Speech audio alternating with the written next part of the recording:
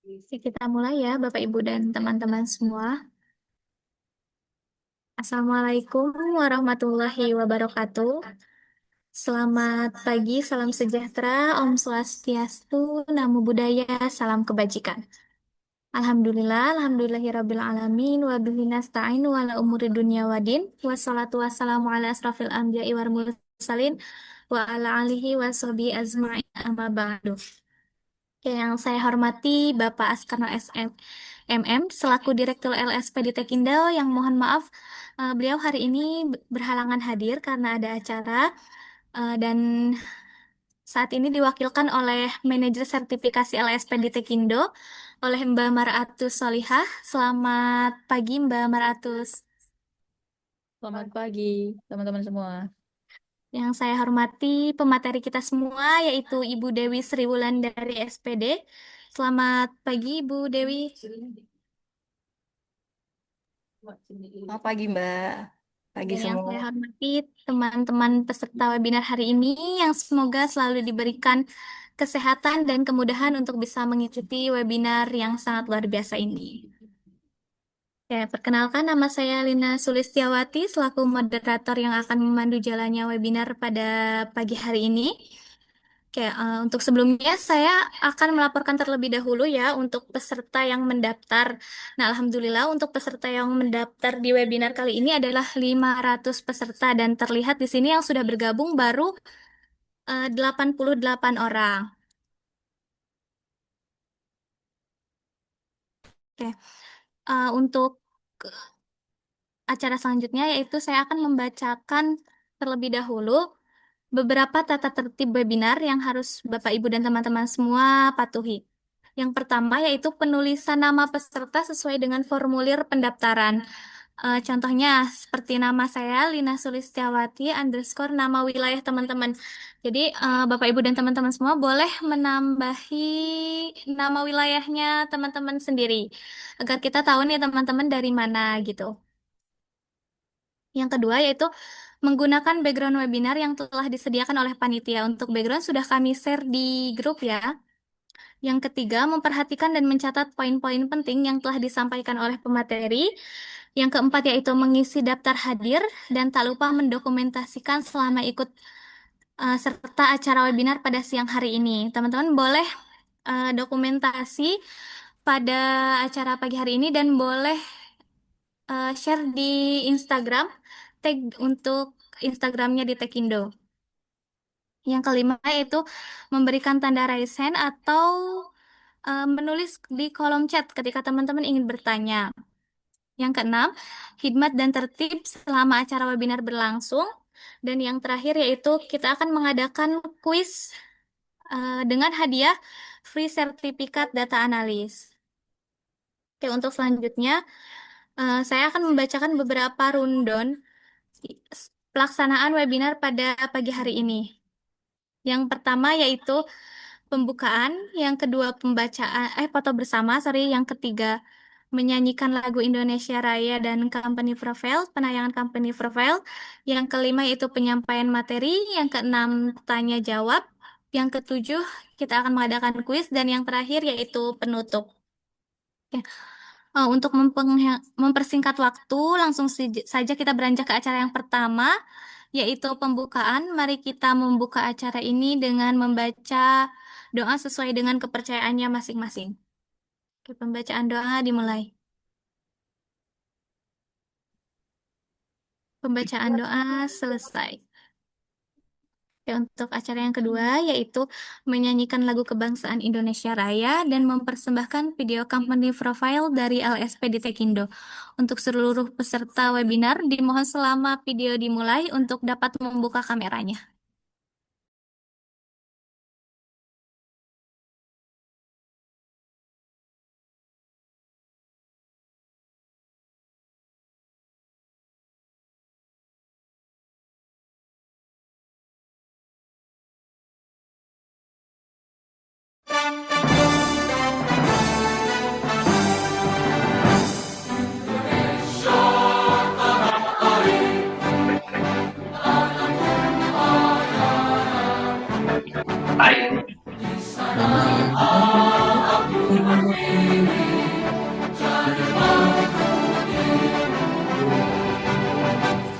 Indonesia ku bangsa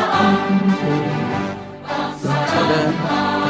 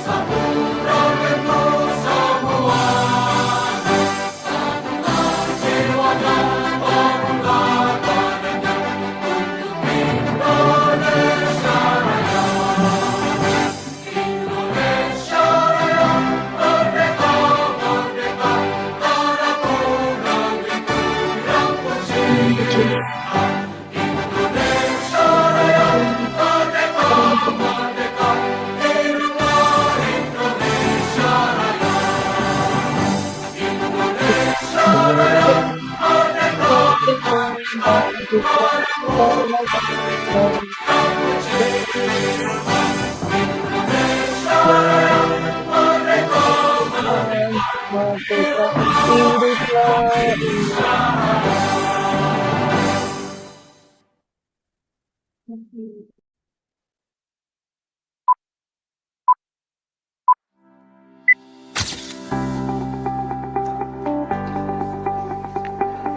Di tengah arus transformasi digital yang begitu cepat, kemampuan dan keahlian bukan lagi sekedar nilai tambah, melainkan kunci utama untuk bertahan dan berkembang di dunia kerja masa depan. Lembaga Sertifikasi Profesi Digital Teknologi Informasi Indonesia hadir sebagai wujud komitmen kami dalam mencetak sumber daya manusia digital yang kompeten, profesional, dan berdaya saing global. LSP di Tekindo mendapatkan lisensi resminya dari BNSP pada tahun 2023 dan memiliki izin sertifikasi jarak jauh yang memungkinkan proses uji kompetensi dilakukan secara online dan fleksibel. Dengan perizinan ini, kami membuka akses sertifikasi lebih luas bagi seluruh masyarakat Indonesia dari Sabang hingga Merauke tanpa batas jarak dan waktu. Saat ini, LSPD Tekindo memiliki 14 skema sertifikasi yang dirancang sesuai kebutuhan industri digital modern, mulai dari digital marketing, sosial media marketing, data analis, web developer, dan masih banyak lagi. Kami dipercaya menjadi mitra oleh berbagai lembaga besar, yang diantaranya Bank Indonesia, BPSDM Kota Bandung, Kadin Indonesia, serta berbagai universitas ternama. Melalui sertifikasi BNSP, peserta tidak hanya memperoleh pengakuan formal, tetapi juga peningkatan kredibilitas, membuka peluang karir lebih luas, menambah nilai jual di dunia kerja, dan menjadi bukti kompetensi profesional di mata industri.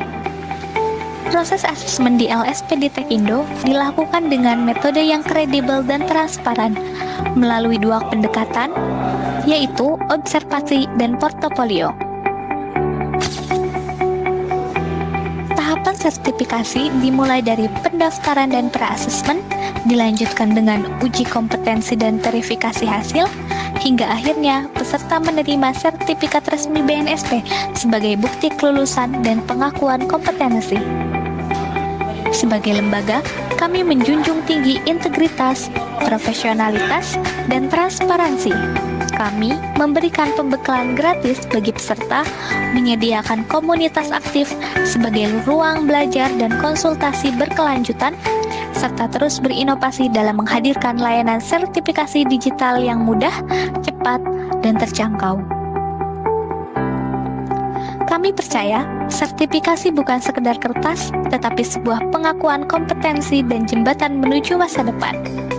Bersama kami, tingkatkan kompetensi, wujudkan profesionalisme, dan jadilah bagian dari talenta digital Indonesia yang siap bersaing di dunia global.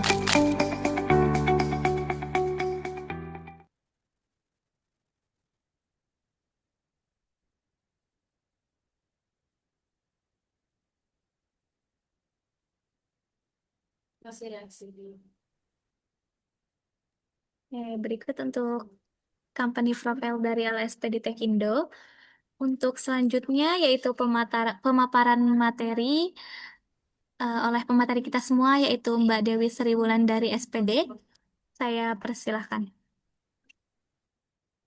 Baik, terima kasih Mbak Lina. Assalamualaikum warahmatullahi wabarakatuh. Selamat pagi semuanya. Salam semangat, salam sehat. Terima kasih sudah ikut serta dalam kegiatan webinar di pagi ini. Tentunya saya mau tahu nih kakak-kakak atau rekan-rekan semua, teman-teman, kebanyakan yang hadir ini dari universitas kah, sebagai mahasiswa atau sebagai karyawan ya, atau pekerja. Mungkin boleh dibantu di kolom chat sehingga saya mengetahui lebih baik kita memanggilnya teman-teman aja ya, karena usia kita juga nggak terlalu jauh ya, adik-adik semua. Oke, terima kasih untuk kesempatannya yang diberikan oleh PT Ditkindo, untuk rekan-rekan PT Ditkindo juga yang sudah memfasilitasi untuk kegiatan hari ini. Dan tentunya di pagi ini kita akan membahas terkait data. Data is your superpower. Terutama di sini kita menyorotinya di Gen Z. Gen Z yang sering dilihat ya saat ini oleh HRD, kemudian di perusahaan-perusahaan. Karena Gen Z itu memiliki potensial atau memiliki bakat tertentu yang mungkin belum banyak diketahui di luar sana. Yang di luar sana banyak mengetahui sekedar Gen Z mudi nih, mudian kalau kerja gitu ya, atau pilah-pilih dalam bekerja, atau kurang resisten, kurang kuat atau tahan banting. Nah, mungkin asumsi-asumsi atau persepsi-persepsi di luar sana bisa kita hapus dengan kompetensi yang ada dari rekan-rekan adik-adik atau teman-teman semua. Nah, di kesempatan pagi ini dari PT Ditkindo dan perkenalkan sebelumnya saya dengan Dewi Sri Wulandari. Saya saat ini ada di beberapa kesibukan. Izinkan saya memperkenalkan diri ya untuk izin share screen. Oke, ada pepatah yang mengatakan tak kenal maka tak sayang ya teman-teman semuanya. Jadi kita kenalan terlebih dahulu. Di sini saya coba share screen sudah terlihat ya teman-teman.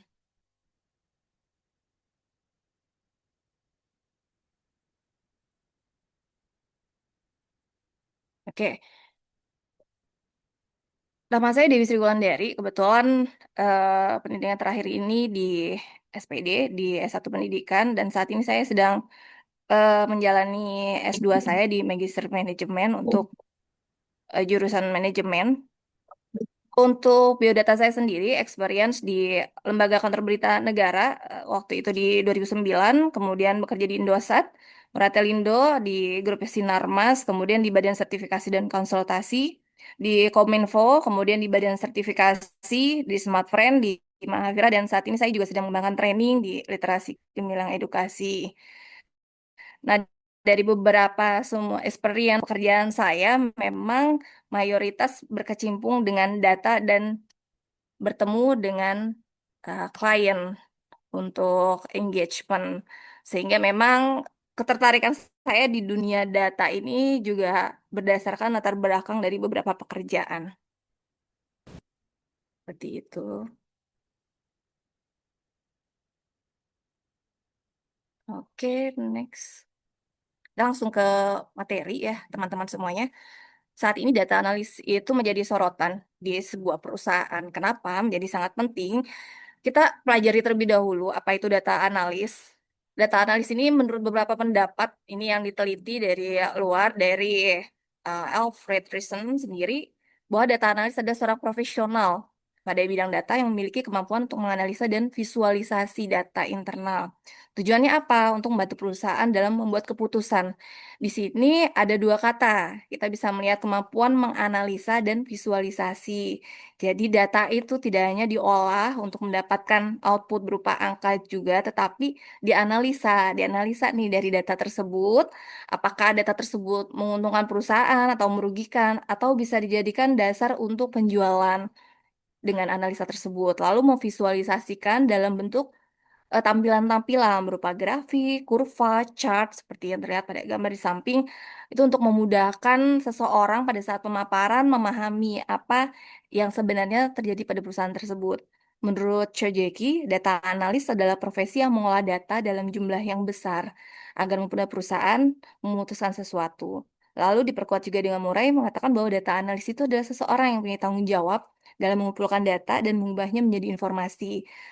Jika dilihat nih teman-teman, dari tiga pendapat tersebut, digabungkan kita bisa menarik kesimpulannya adalah dengan pengolahan data, analisa, kemudian visualisasi data yang tujuannya nanti untuk mengumpulkan data sehingga menjadikan suatu informasi.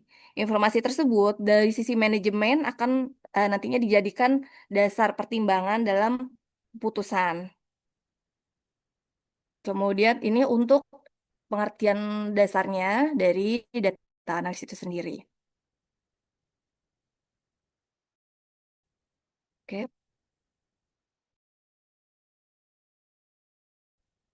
oke sudah berganti slide-nya. Sorry, ya, sepertinya. Oke, kemudian tujuan menganalisa data, teman-teman. Apa sih tujuannya kita menganalisa data itu sendiri? Pertama adalah mengubah data menjadi lebih bernilai. Banyak data yang kita dapati, bahkan teman-teman pun memiliki data di kontak phone atau POK number di handphone kalian. Itu adalah data. Data yang ada pun, ketika kalian himpun, itu akan cuma menjadi informasi saja, tetapi akan lebih bernilai ketika data itu diolah menjadi bahan-bahan untuk penjualan dari sisi sales, atau data tersebut dapat diolah sehingga nantinya bisa menjadikan jurnal atau penelitian. Itu yang menjadi lebih bernilai. Karena data di suatu perusahaan itu merupakan aset. Dan ketika kalian memiliki data, biasanya kalau kalian melamar sebagai sales marketing, itu akan menjadikan nilai jual kalian ketika kalian negosiasi untuk melamar pekerjaan. Itu kenapa diungkapkan bahwa data menjadi suatu bernilai. Kemudian membantu pengambilan keputusan yang tepat. Benar sekali, kenapa? Di perusahaan itu kita tidak bisa menggunakan perasaan, menggunakan analisa yang sepertinya itu. Tetapi dari manajemen pasti membutuhkan data, karena data ada validitas, data adalah cara mengukur yang valid untuk menentukan keputusan. Jadi tidak menerka-nerka. Lalu memahami perilaku dan preferensi pelanggan. Dari data tersebut kita melihat misalkan dari teman-teman cenderung membeli handphone dengan tipe merek tertentu. Itu bisa dilihat bahwa oke, Gen Z itu cenderung membeli mungkin ya dengan tipikal handphone yang kameranya itu sekian megapiksel. Nah, itu ada perilaku tertentu, preferensi pelanggan condong mungkin Gen Z lebih suka merek Apple gitu ya, atau Apple tergigit gitu dibandingkan dengan merek lainnya. Itu preferensi pelanggan yang bisa dilihat dari sisi data. Kemudian menemukan pola, tren, prediksi, dan kejanggalan. Pola itu bisa dilihat misalkan pada saat bulan tertentu penjualan handphone tinggi. Mungkin tertentu orang tua sudah di R ya, sehingga pembeliannya naik, trennya peningkatan penjualan. Prediksinya diprediksi pada saat menjelang hari raya, penjualan akan naik. Kejanggalannya apa? Kenapa kejanggalan pada saat suatu produk handphone harga turun, tetapi tidak menarik minat? Itu kejanggalan yang dilihat dari sisi penjualan yang dilihat dari data. Untuk kalian yang ingin menjadi data analis, kalian punya key skill-nya nih, key skill-nya, sorry. Key skill-nya apa saja yang memang basically kita bisa dapatkan. Yang pertama adalah mengoperasikan Microsoft Excel. Excel adalah basic data yang diolah dan dapat dikembangkan. Karena basic ini kita masih bisa memodifikasi atau modify. Data berupa angka yang sederhana ini dapat dibuat juga lebih baik dengan banyaknya dashboard, tentunya dengan skill tertentu. Lalu menguasai bahasa pemrograman. Nah, ini memang lebih mendalam untuk data analis yang menggunakan R atau Python untuk menganalisa kumpulan data yang besar. Biasanya skala perusahaan-perusahaan besar, TBK, ini menggunakan Python. Mengoperasikan SQL, ini juga menjadi software yang biasa digunakan untuk data analis, menganalisa dalam menampung jumlah besar yang lebih besar lagi dibandingkan Python. Biasanya kita menyebutnya dengan big data. Perusahaan-perusahaan yang memiliki big data, contohnya di banking, kemudian di insurance, di BPJS, lalu di perusahaan telco seperti Telkom, Indosat, itu menghimpun banyak sekali data dari nomor-nomor, kemudian data-data perusahaan, itu kami menyebutnya big data. Lalu kemampuan riset dan analisa yang tajam. Nah, seperti tadi disebutkan, kita di data analis ini tidak hanya mengolah data-data atau statistika saja, tetapi dari hasil data itu kita menganalisa dan merekomendasikan kepada perusahaan dari data yang dipaparkan rekomendasinya. Contohnya untuk penjualan di bulan Maret atau bulan Februari menjelang hari raya, peningkatan untuk produksi lebih dibandingkan produksi di bulan-bulan sebelumnya berdasarkan data penjualan. Itu yang menjadikan analisa tajam. Kemudian mungkin teman-teman sering dengar nih, data engineer, data analis, kemudian data scientist. Apa sih yang membedakan dari ketiga jenis profesi tersebut? Karena yang kita tahu ya data analis saja gitu. Ternyata ada data engineer, data scientist. Nah, kalau teman-teman pernah dengar data engineer, engineer ini memang pertama tugasnya itu data yang masih data mentah. Jadi pertama itu membangun mengelola jalur data, merancang arsitektur cloud-nya, memastikan data mentah dikumpulkan, disimpan dan dapat diakses. Lebih preparation kalau data engineering ini. Jadi memastikan bahwa data tersebut sudah bersih dari virus, kemudian bisa dikelola itu disimpan untuk storage-nya karena data jika tidak disimpan dengan baik, kemudian untuk penyimpanannya bisa melalui cloud atau di server itu nanti data bisa musnah dengan adanya virus. Jadi data engineer lebih ke arah pre-nya, pre-penyimpanannya, lebih ke preparation-nya. Nah, biasanya yang digunakan atau aplikasi alatnya di AWS, di Spark, Databricks, SQL, lebih ke arah pengkodingan awal ya. Jadi benar-benar engineer, arsiteknya, dia yang membangun data-data, plotting-plottingnya, penyimpanan di mana, kemudian apakah data tersebut cleansing, ketika diklik apakah tidak membawa virus, itu dari data engineer. Nah, data engineer ini memang kemampuan untuk analitiknya tidak terlalu mendalam, tetapi lebih ke arah teknis. Kemudian data analis, kalau kalian melihat untuk data analis ini sendiri, setelah mendapatkan data dari data engineer, untuk perusahaan besar biasanya ada fase dari data engineer, diberikan ke data analis, baru ke data scientist. Namun kalau untuk perusahaan yang tidak terlalu besar skalanya, biasanya memang triple job ya. Itu yang juga membuat satu fungsi IT atau data analis itu bernilai tinggi di suatu perusahaan karena spesialisasi dan kemampuannya itu tidak umum, tidak seperti administrasi pada umumnya gitu ya, admin atau pekerjaan dokumentasi lainnya. Ini lebih mendalam. Data analis ini menganalisa data sehingga mendapatkan wawasan, kemudian membuat dashboard atau laporan sehingga dapat divisualisasikan dan penerima informasinya pun dengan mudah mendapatkan akurasi karena cenderung manusia kalau banyak yang disajikan berupa tulisan itu ngantuk ya teman-teman semua. Jadi jika dipaparkan atau ditampilkan melalui dashboard, kemudian grafik dengan tampilan-tampilan yang menarik 3D itu membuat eye-catching, menarik. Jadi pada saat kalian mempresentasikan atau memberikan data tersebut untuk dipresentasikan, itu akan lebih mudah ditangkap dan juga menarik untuk dipahami. Biasanya dari data analis ini memang tidak keseluruhan mempresentasikan. Mereka biasanya memberikan informasi atau data tersebut kepada manajerial. Jadi di level manager, kemudian general manager, CEO terutama, data tersebut dibutuhkan. Karena dari level manajerial mereka tidak menangani pengolahan data ya, mereka lebih menyajikan data ya. Yang paling penting adalah ketika mereka menyajikan data ke investor, apalagi perusahaan itu sudah TBK atau terbuka, sehingga mereka harus mempertanggungjawabkan data perusahaan itu ke investor. Itu yang menjadi krusial karena ketika menanamkan saham dan melihat perusahaan itu potensial, mereka akan nyaman bahkan menambahkan sahamnya. Namun ketika dilihat perusahaan kondisi keuangannya atau laporan ini janggal ya, banyak kejanggalan, nah itu juga bisa mempengaruhi investor dalam melanjutkan kerjasama di perusahaan tersebut. Jadi fungsi data analis ini krusial. Ketika salah memberikan laporan, itu juga berdampak ke salah juga analisa terhadap kondisi perusahaan. Biasanya data analis ini dia itu mendukung keputusan bisnis betul, tren dan polanya. Berarti memperhatikan kondisi penjualan dari sisi pemasaran, kemudian juga melihat dari sisi pengeluaran perusahaan, sehingga data analis ini bisa disebut sebagai pihak yang memfasilitasi atau memediasi beberapa departemen dari beberapa laporan-laporan yang digunakan kalau untuk standarnya atau level yang masih dasar ya, itu biasanya menggunakan Excel. Lalu berkembang ke Power BI atau Tableau. Mungkin teman-teman juga sudah pernah merasakan ya atau menggunakan Power BI atau Tableau. Di situ membantu sekali karena dengan aplikasi tersebut kalian bisa memasukkan atau menupload data Excel, namun bisa diupload ke tampilan-tampilan yang sudah ada di Power BI atau Tableau. Nah, yang ketiga ini adalah data scientist. Untuk data scientist ini sendiri memang lebih mendalam dibandingkan dengan data engineer dan data analis.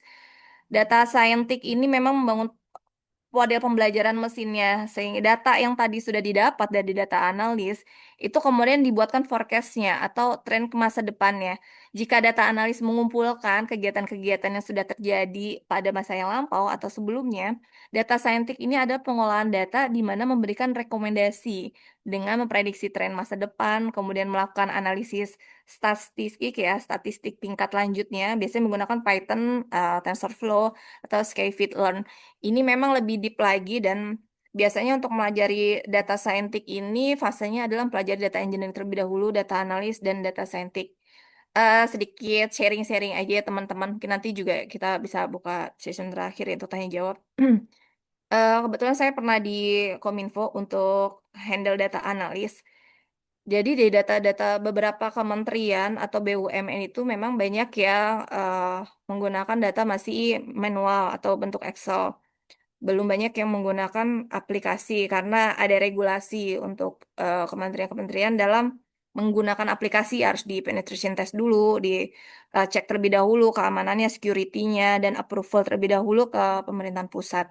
Memang tidak mudah sehingga memang banyak yang menggunakan Excel. Nah, di sini teman-teman masih bisa melihat peluangnya ketika masih banyak yang menggunakan Excel dengan teman-teman mempelajari data analis atau data engineering maupun data scientist masih terbuka ke depannya untuk peluang-peluang dari rekan-rekan atau teman-teman bekerja sebagai tenaga ahli ya. Karena waktu itu saya ada project untuk training sehingga saya menjadi tenaga ahli data analis di Kominfo untuk pelatihan. Nah, di situ kami menampung banyak data yang memang masih dalam bentuk Excel dan ketika kita masuk data itu datanya belum di cleansing ya. Jadi masih satu Excel, satu sel yang masih merge, merge, merge itu cleansing terlebih dahulu dan itu masih memang basic di data analis. Setelah itu kita olah menjadi dashboard yang dipaparkan. Nah, dari situ nanti bisa dilihat detailnya, baik yang mengikuti training, kemudian usia training, bahkan bisa lebih detail lagi usia-usia mereka apakah sudah mencapai 17 tahun untuk melaksanakan training tersebut. Jadi memang data tersebut penting dan itu salah satu manfaatnya ketika teman-teman mempelajari data, karena peluang untuk pekerjaan tersebut masih terbuka lebar. Lanjut.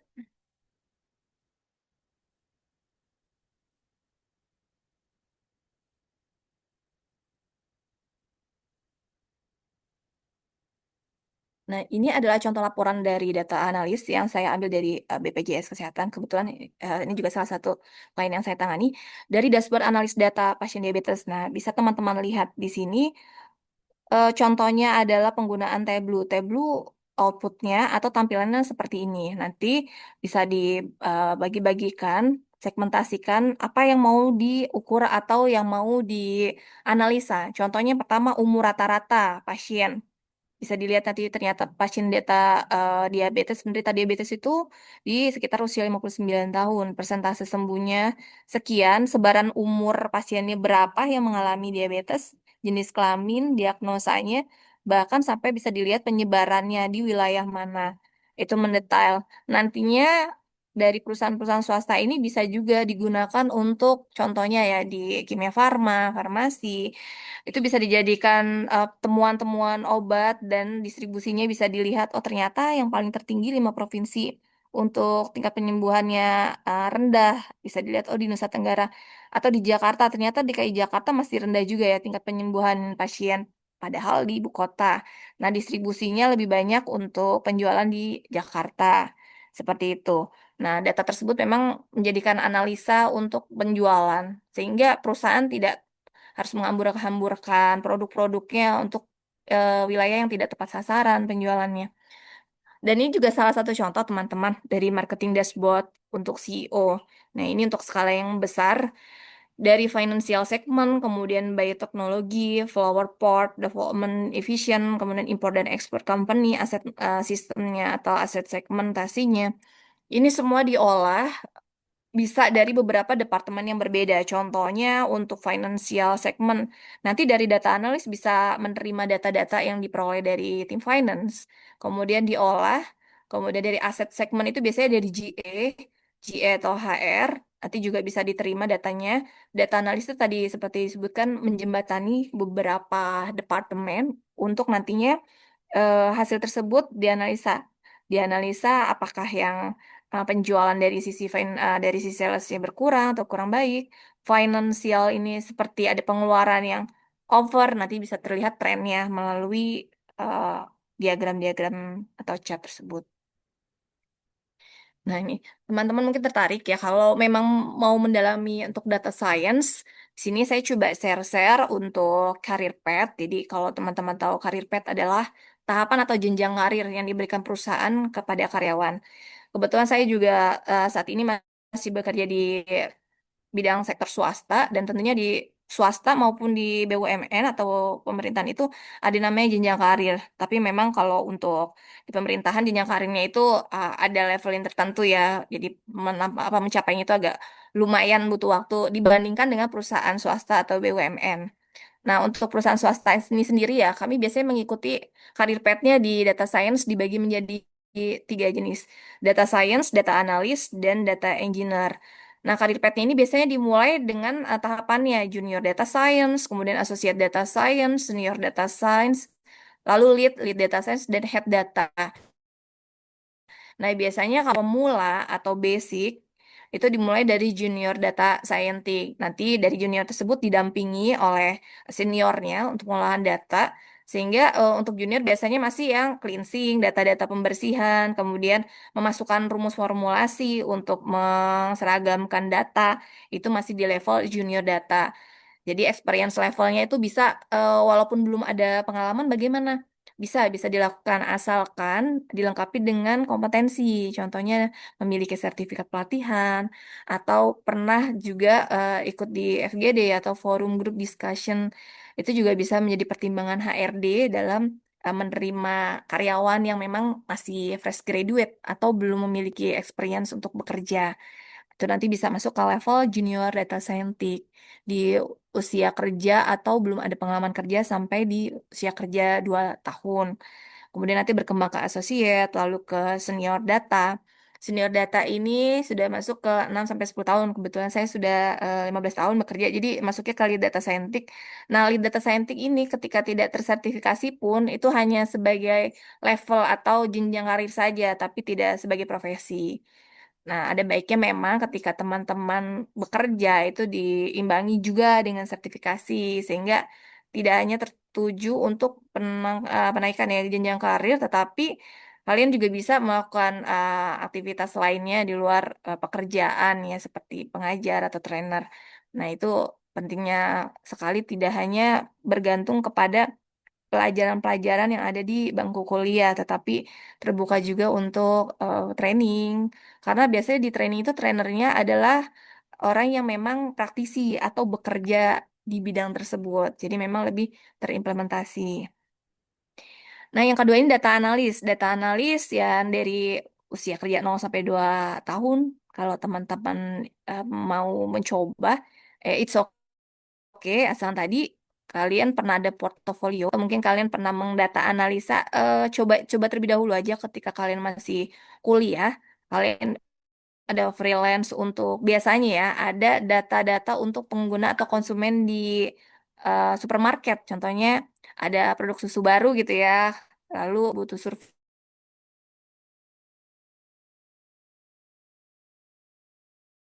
Fire untuk pendataan, kemudian dapat nanti dia mungkin bisa coba dari ketika kalian masih kuliah, sehingga nanti pada saat kalian bekerja, itu sudah ada portofolio, walaupun tidak bekerja di perusahaan, tetapi pernah mengolah data atau melakukan pengolahan data.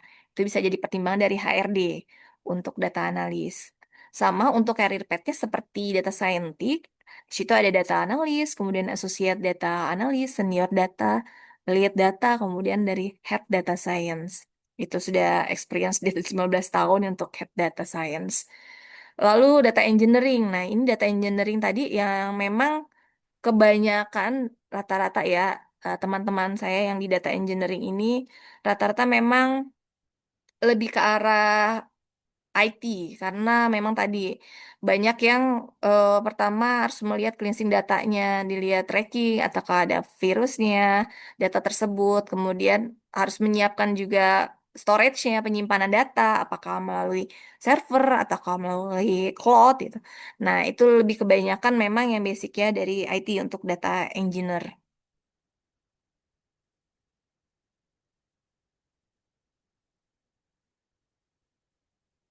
Oke. Nah, untuk bisnis data analis karir pet ini sendiri, industrinya spesifik apa aja nih yang mungkin teman-teman nanti setelah lulus kuliah bisa menganalisa sebenarnya dari bidang-bidang usaha di industri atau perusahaan mana sih yang membutuhkan jasa dari data analis. Sebenarnya semua segmen itu selagi masih ada penjualannya pasti membutuhkan data analis. Cuma memang yang banyak sekali dibutuhkan itu di bidang healthcare analis. Kenapa? Healthcare tadi data dari BPJS menunjukkan persebaran penyakit yang dialami. Tadi ada penyakit diabetes. Nah, itu bisa dijadikan rekomendasi untuk perusahaan healthcare seperti tadi Kimia Farma atau KB Farma untuk memproduksi obat-obat yang memang relevan. Tuh, karena untuk produksi obat lumayan tinggi kosnya sehingga kita tidak bisa mereka-reka menebak-nebak obat apa ya yang lagi cocok nih atau yang bisa digunakan gitu atau dikonsumsi. Tetapi dari perusahaan farmasi itu melihat melihat kondisi aktualnya ya, penyakit apa saja sih yang memang yang membutuhkan obat. Nah, yang seperti tadi data dari BPJS bisa digunakan dari sisi perusahaan farmasi itu untuk pengolahan produksi apa saja obatnya yang sesuai. Jadi produksi walaupun cost tinggi pun jelas ya konsumennya siapa. Lalu dari sisi marketing analis, tadi marketing analis ini banyak perusahaan-perusahaan nih seperti Shopee, seperti Tokopedia ya. Sekarang banyak yang sudah merge. Seperti perusahaan-perusahaan yang memang menggunakan analisanya itu dari sisi sekarang banyak lebih ke arah digital karena digital itu lebih cepat untuk pengumpulan datanya dibandingkan dengan data manual tadi survei satu persatu di tempat pembelanjaan ya. Tapi banyak yang melalui media-media sosial, marketing analis. Nah, untuk teman-teman nih, biasanya perempuan-perempuan yang melihat analisa kosmetik, penjualan kosmetik dari perusahaan-perusahaan kosmetik, contohnya mungkin seperti di Wardah atau perusahaan-perusahaan Maybelline, ya itu nanti bisa komparasi apakah produk dalam negeri penjualannya lebih tinggi, apakah produk yang diminati dari perempuan atau wanita untuk saat ini, warnanya bahkan bisa dispesifikasi ya, warna yang sedang tren. Nah, itu yang bisa dijadikan bahan pertimbangan dari perusahaan untuk memproduksi. Lalu financial analyst ini juga penting sekali financial analyst karena untuk perusahaan-perusahaan di bidang financial analyst seperti asuransi, banking, untuk mereka menjual produk karena mereka tidak hanya jasa penyimpanan keuangan ya, mereka juga mengeluarkan deposito, jasa-jasa lainnya seperti KTA atau pinjaman. Itu harus melihat juga kondisi finansial yang ada di sosial. Contohnya pendapatan sedang tidak baik ya, Arif, ada kucuran dana yang tinggi nih untuk UMKM. Nah, itu juga bisa berdampak kepada perusahaan finansial untuk memproduksi UMKM bentuknya adalah bantuan dana seperti itu. Jadi terserap untuk produksi jasa dari finansial. Lalu HR analis. Nah, ini penting sekali teman-teman data analis di HR analis ini sendiri. Kenapa? Karena HR analis ini nanti men-screening teman-teman yang ingin apply diri sebagai calon karyawan. Di situ ada proses screening ya, screening yang masuk dari CV-CV. Karena banyak CV itu yang kebetulan teman saya juga HR, mereka itu dalam waktu sebulan ratusan CV yang masuk. Tetapi ada satu perusahaan yang memang screening dengan kualifikasi tertentu. Contohnya, oke data analis dengan spesifikasi pengalaman kerja sekian. Itu tersaring, kemudian itu di leveling yang di invite untuk interview. Baru kemudian experience di atas 5 tahun itu masuknya ke leveling senior staff dengan salary-nya atau penggajiannya dengan range sekian. Jadi mereka dari HR itu punya analisa sehingga pada saat sudah interview dengan karyawan-karyawan ketika melihat ini ada jatahnya ya atau ada alokasi untuk senior staff, mereka sudah tahu range-nya berapa nih penggajiannya. Karena mereka tidak asal tembak, tapi melihat dari sisi UMR-nya, kemudian dari sisi untuk pekerjaan tersebut dari kompetitor lain biasanya memberikan salary berapa.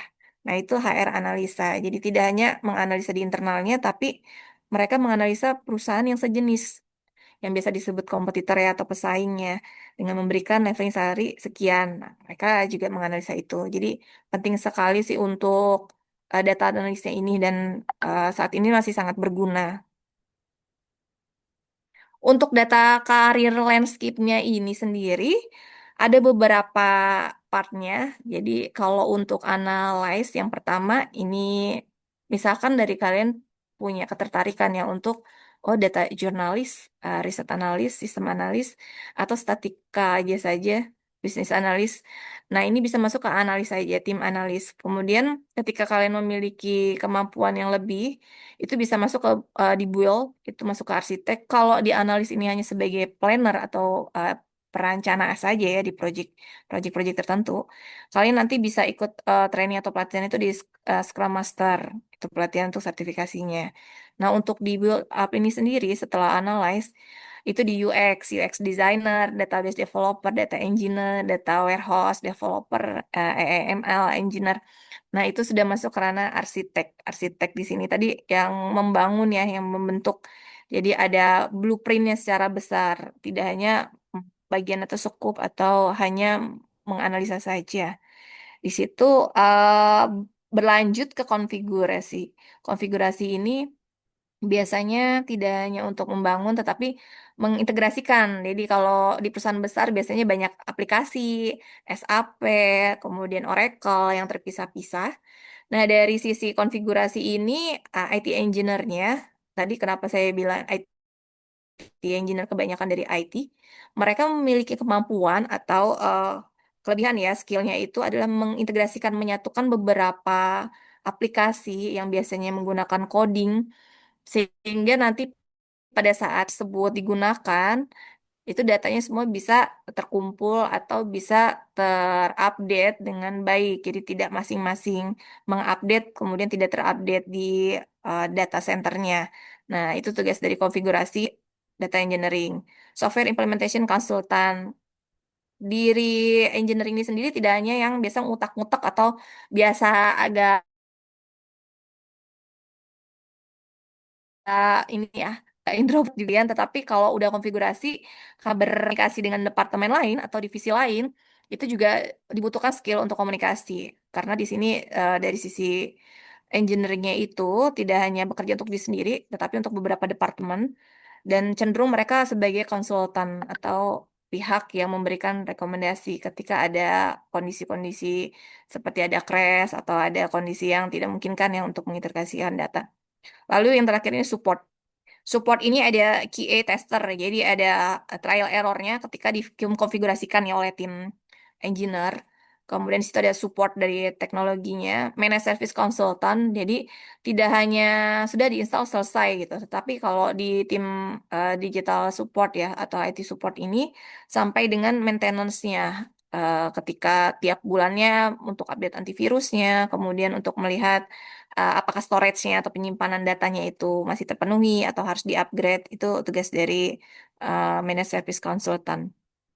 Lalu berkembang ke ini data karirnya ya ketika mungkin teman-teman dari analyze aja dari awal, kemudian setelah tadi ada jenjang karir, karir path-nya sudah 5 tahun bekerja, nah itu sudah mulai berkembang ke arah bawah, lalu ke manage, lalu sell. Nah ketika sell ini dari sisi IT biasanya ya itu hanya pendampingan sales-sales. Jadi ada yang namanya pre-sales atau biasanya ada sales support itu yang mendampingi sales untuk menjual software sales, service sales, dan managed service sales. Tetapi memang kemampuan dari IT ini tidak hanya di belakang layar. Ketika sudah sell, mereka mendampingi dan presentasi di klien atau di publik itu memang kemampuannya tidak hanya sekadar teknis, tapi non teknis seperti selling juga. Lalu terakhir direct itu di sisi Chief Information Officer ini sudah mengambil keputusan yang tinggi. Biasanya mereka tidak mengutak-utak atau Mana Pak Masis? aplikasi ya. Saya punya anakku. Jadi mereka hanya Juga dikasih menghitung. sendok, Medida. Lalu yang terakhir ada legend. Di sini ada semua teknologi orientasinya Christine. di orientasi. Oh, pesen deh. Nah, ini akan menjadi penting teman-teman terkait demand profesi data analis di tahun 2025 di tahun ini. Kenapa menjadi demand? Karena di profesi data analis em, saat ini dinilai ya itu meningkat dari kebutuhan perusahaan untuk mengambilkan data berbasisnya data. Nah, ini ditekankan juga atau diperkuat dari laporan US Bureau of Labor Statistik permintaan profesi ini diperkirakan akan tumbuh sebesar 23% antara tahun 2022 hingga 2032. Jauh lebih tinggi dibandingkan rata-rata pertumbuhan pekerjaan lainnya yang hanya sekitar 5%. Nah, kalau kita lihat dari data statistik tersebut, ini kita bisa melihat bagaimana peluang untuk pekerjaan data analis sampai dengan tahun 2032. Dan tentu teman-teman kalau sekarang masih kuliah di 2025, 4 tahun 2029 itu masih di bawah 2032. Jadi masih banyak sekali ya lowong atau potensi-potensi yang bisa kalian persiapkan sebelum kalian nanti menjadi data analis. Nah, kenapa dibutuhkan? Semua keputusan bisnis sekarang berbasis data yang tadi saya informasikan, tidak ada yang meraba-raba atau menggunakan feeling karena resikonya besar ketika salah menentukan keputusan. Skill yang dibutuhkan adalah Python, SQL, Power BI, dan Tableau. Nah, kalau saya kebetulan lebih senang ini menggunakan Power BI atau Tableau karena patternnya sudah ada, jadi kita hanya asap atau hanya upload data dari Excel. Lalu gaji rata-rata di Indonesia. Nah, ini 12 sampai 25 juta per bulan tadi sesuai dengan karir petnya. Rata-rata memang kalau masih junior level biasanya di atas UMR sedikit untuk data analis ini berbeda dengan mungkin pekerjaan administrasi tadi ya untuk admin support atau untuk bagian eh, finance tapi untuk yang bagian kasir gitu berbeda sekali karena ini sudah menganalisa. Cocok untuk yang kalian nih suka menggunakan logika atau analisis. Jadi ketika kalian sudah mulai melihat sesuatu, membeli sesuatu dengan menganalisa, mengkomparasi, kalian bisa berpotensi cocok dengan pekerjaan ini. Nah, kalau kalian bisa lihat di kanan ini ada tabel gaji entry level data scientist dan data analis. Ini sudah dihimpun dari Salary Explorer. Di situ ada data scientist ya, yang berwarna biru tua dan berwarna orange untuk data analis. Kenapa nih data analis cenderung gajinya lebih tinggi dibanding data scientist? Nah, karena data analis itu pertama adalah tadi yang menyambungkan data dari sisi data engineer, data mentah yang sudah diberikan, kemudian mereka yang jadikan acuan dari data scientist untuk memberikan rekomendasi. Jadi data analis ini krusial atau vital sekali untuk menganalisanya. Itu kenapa dari segi salary-nya untuk leveling ini ya entry atau untuk dasar basic yang baru punya pengalaman sekitar 2 tahun atau kurang dari 2 tahun gitu. Jadi teman-teman nanti ketika sudah lulus kalian agak bingung gitu untuk pekerjaannya mungkin data analis bisa jadi rekomendasi. Nah, untuk memperkuat statement tadi, saya coba eh, analisa ya dari beberapa job portal, salah satunya dari Jobstreet. Ini saya dapat perusahaan Gava Galindra. Perusahaan tersebut adalah distributor untuk alat-alat seperti merek Acer, Sony untuk laptop, kemudian Lenovo untuk TV, untuk CCTV. Mereka itu termasuk besar karena partnernya adalah LG dan dia merupakan partner tunggal untuk LCD atau untuk display-display TV ya dari sisi LG. Ini kenapa saya ambil contoh market data analis dengan kan kan segi biasa kalau biasanya di 6 juta per month-nya. Nah, ini dengan biasanya juga ada yang namanya kualifikasi. Nah, kalian bisa lihat di kanan edukasinya, dilihat statistik, matematik, ekonomi, kemudian ada experience-nya juga 1 sampai 3 tahun. Lalu apa saja yang perlu didapatkan atau memiliki basic untuk SQL, Power BI. Kalau kalian belum memiliki experience 1 tahun, nah tadi coba kalian lampirkan sertifikat pelatihan. Sertifikat pelatihan itu bisa mendukung kompetensi, itu bisa membantu juga. Nanti ketika dilihat, oh oke ini belum ada pengalaman, cuma memang untuk posisi level staff atau basic junior itu sedang dibutuhkan, sehingga ada kemungkinan juga dari kalian yang fresh graduate itu di-invite dari sisi HRD. Communication juga dibutuhkan tim player. Nah, ini contohnya dari portal Jobstreet. Lalu ada lagi nih teman-teman untuk data common-nya Junior Business Analyst. Kalian bisa lihat juniornya aja di sini dapat eh, forecast-nya atau kisaran salary atau gajinya itu 5.500.000 sampai 6.500.000. Itu baru yang level junior ya. Jadi di atas UMR Jakarta. Nah, ini sangat potensial sekali untuk teman-teman yang biasanya di ya itu yang terkenal ya Gen Z pilih-pilih nih pekerjaan gitu kan. Memang saat ini pekerjaan itu ketika kita passion itu memang lebih membuat kita bekerja walaupun lelah ya itu happy dan nanti hasilnya pun bisa dilihat dibandingkan dengan yang kalian nggak terlalu suka yang bertemu orang gitu tapi dapat pekerjaan sales yang ketemu orang itu tertekan juga kan mentalnya jadi pekerjaannya tidak menyenangkan walaupun memang pekerjaannya dilihat orang oh, sales keluar-keluar aja nih gitu padahal tekanan untuk targetnya tinggi. Nah, jadi memang harus disesuaikan juga ketika kalian mau data analis, kalian harus siap-siap juga nih. Kalian jangan yang namanya biasanya ada fobia angka ya.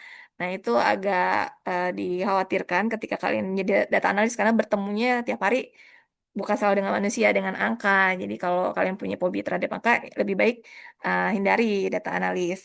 Kandidatnya pun kalau kalian lihat di perangkat lunak Indonesia ini tidak harus S1. Ketika kalian memiliki gelar atau ijazah SMK ini masih bisa digunakan untuk bekerja. Jadi tidak menutup kemungkinan ketika ada ya memang yang pekerjaannya itu hybrid, ada WFH-nya juga. Itu bisa juga kalian mungkin ketika jam kuliahnya tidak terlalu padat ya, bisa sekaligus juga WFH pekerjaan untuk data analis atau yang remote. Biasanya ada pekerjaan yang remote-remote itu bisa dilakukan untuk experience. Lalu mungkin kalian teman-teman udah tahu ya namanya Infomedia. Ini saya juga kasih contoh. Infomedia itu perusahaan grup dari Telkom. Dia anak perusahaan Telkom. Di sini juga dia sedang membuka data analis support, kualifikasinya S1 Statistik Matematika Informatika atau Teknik Telekomunikasi. Kenapa telekomunikasi? Karena perusahaannya di bidang telekomunikasi. Ini juga refer ya teman-teman, misalnya teman-teman mengambil jurusan komunikasi. Nah, kalian bisa apply di perusahaan telekomunikasi di Indonesia, Telkom, Indosat, atau Smart Telco, Smart XL itu biasanya jadi kecenderungan dari pihak HRD juga karena sudah mengetahui core bisnis atau produksi dari layanan perusahaan yang kalian akan masuki. Di sini kualifikasinya bisa dilihat ada SQL, baik itu query, join optimasi, Python, data visualization, Power BI, lalu kemampuan matematik atau statistik. Nah, kalau kalian ngerasa, aduh kayaknya statistika saya nggak terlalu mumpuni nih, atau matematika saya agak keteteran gitu, tenang aja, kalian tidak harus menguasai sebagai seorang ahli sains ya, karena itu pastinya jurusannya akan berbeda gitu. Nah, kalian bisa mengakalinya atau tadi bisa dibantu dengan sertifikasi kemampuan secara generalnya data analis. Karena saat ini kemampuan statistika atau matematika bisa dipelajari dengan formulasi. Kalau kalian bisa mempelajari formulasi dengan baik, kalian masukkan input di Excel pun otomatisasi nanti untuk penghitungannya bisa dibantu. Jadi tidak manual satu persatu dihitungkan. Karena kalau sudah big data, datanya bisa ratusan atau ribuan. Sedangkan dari perusahaan biasanya butuh cepat untuk pelaporan atau rapat direksi. Lalu kompetensi data analis tadi seperti disebutkan apa sih yang dibutuhkan? Matematika, statistika, kemudian pemrograman, basic data berupa database, analis, visualisasi data atau VD kita sebutnya biasanya VD, visualisasi data. Lalu data mining, machine learning, business intelligence. Nah, hard skill yang didapatkan apa saja? Pemrograman database, kemudian visualisasi data, penelitian analisis data, kemudian adaptasi dengan tools data science. Di machine learning ini juga ada model prediktif untuk memprediksi dari data-data yang sudah ada, pengetahuan bisnis kalau kalian nanti ke depannya tidak selalu bekerja di perusahaan atau mengembangkan bisnis, kalian sudah punya basicnya untuk analisa-analisa produk yang akan kalian produksi di perusahaan kalian nantinya. Nah, alasan memilih pekerjaan nih dari data analis, kalau teman-teman tadi mungkin ada kecenderungan berminat untuk data sebagai data analis ya. Yang pertama itu peluang kerjanya luas. Nah, jurusan di data analis ini memang peluang kerjanya luas dibandingkan sektor lain. Kenapa? Karena tadi ya untuk perusahaan besar skalanya teknologi, kesehatan, kemungkinan hingga keuangan gitu, membutuhkan pengolahan datanya yang memang yang aktual, relevan. Potensi gaji yang menarik seperti tadi dilihat dari beberapa platformnya atau job portal itu mereka dengan jelasnya juga menginformasikan range untuk salary-nya. Lalu keterampilan yang dicari, ini lulusan-lulusannya yang dibutuhkan di bidang tertentu, tapi tidak mengharuskan dari sisi IPA ya. Kebetulan saya juga lulusan IPS, saya bisa diterima di Kominfo yang data analis. Jadi tidak menutup kemungkinan bahwa data analis itu harus memang lulusan IPA atau harus memang atau memiliki prestasi juara untuk matematika. Itu tidak selalu, asalkan memang punya keahlian untuk pertama cepat belajar, kemudian yang kedua pintar untuk meramu-ramu formulasi ketika nanti mendapat banyak data. Kalian bisa coba-coba untuk masukkan formulasi rumus itu larang strategis dalam bisnis. Kenapa menjadi penting? Karena data tersebut yang mengolah dan bertanggungjawabkan nanti dari sisi CEO atau direkturnya ya untuk kemajuan dari perusahaan atau eh, penentuan keputusan dari pihak manajemen. Lalu untuk perkembangannya juga dari sisi dunia analitik ini sangat pesat karena sekarang ini dibantu sekali. Mungkin tadi teman-teman ada yang berpikir, waduh, saya matematika agak kurang suka nih ya, atau kurang capable, kurang ada keahlian di bidang itu. Untuk saat ini ada perkembangan namanya AI atau Artificial Intelligence. Banyak sekali memang digunakan. Memang AI ini seperti pisau, kalian bisa gunakan untuk memotong untuk bahan makan, atau kalian terpotong. Artinya AI ini bisa membantu kemampuan kita, tetapi juga bisa menyingkirkan kita. Nah, bagaimana caranya agar tidak tersingkirkan? Kalian maju di depan sebagai data analisnya yang mengolah data tersebut. Jadi, yang dikendalikan adalah data, bukan manusia yang dikendalikan data. Itu kenapa masih terbuka lebar data analis, karena data analis itu bisa digunakan dengan AI, pengolahan datanya, tapi untuk rekomendasinya, analisanya terkait pembelian itu kan pembeli itu melibatkan cipta rasa ya. Bagaimana ada rasa seninya, unsur seninya, itu yang tidak dimiliki oleh AI. Jadi jangan khawatir ketika zaman sekarang ini banyak yang ketakutan ketika AI berkembang, khawatir ada eh, ini ya, ada disingkirkan atau tidak diindahkan untuk kemampuannya karena digantikan dengan AI. Prinsipnya adalah kita maju sebagai orang yang mengendalikan data tersebut, entah sebagai data engineer, data analis, atau tadi data scientist yang mengolah data tetap manusia, tetapi AI itu sebagai media atau alat yang membantu kita dalam pengolahan data. Seperti itu. Peluangnya juga tadi terbuka lebar. Kemudian untuk beberapa perusahaan juga data analis itu sangat penting untuk strategi bisnis dari perusahaan sebagai penasehat dari perusahaan. Itu yang dapat saya sampaikan. Saya kembalikan ke Mbak Lina. Terima kasih.